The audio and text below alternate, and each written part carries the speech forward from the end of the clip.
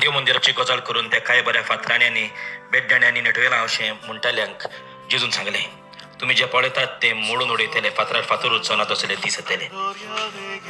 तांणी ताचे लागीं विचारलें, गुरुस्वामी हें केन्ना घडटलें आनी हें घडोवंक लागच्या सुमाराक कसली खुणां जातली.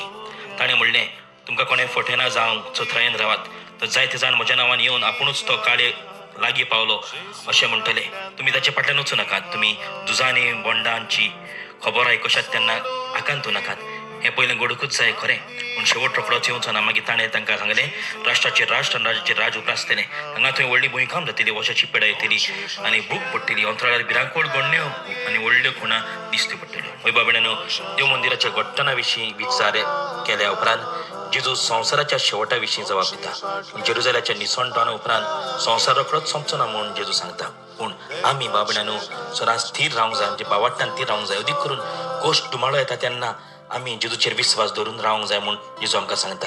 आमच्याच गोरब्यांतलीं आमचीच इश्ट मित्रां आमचेर गोडेक आड वेतलीं, पूण आमी तो जेजूक विस्वाशी रावलीं, आमी तर आमच्या बावाटान थीर रावलीं जाल्यार आमकां जैत मेळटलें. म्हणटच थीर रावया बावाटान.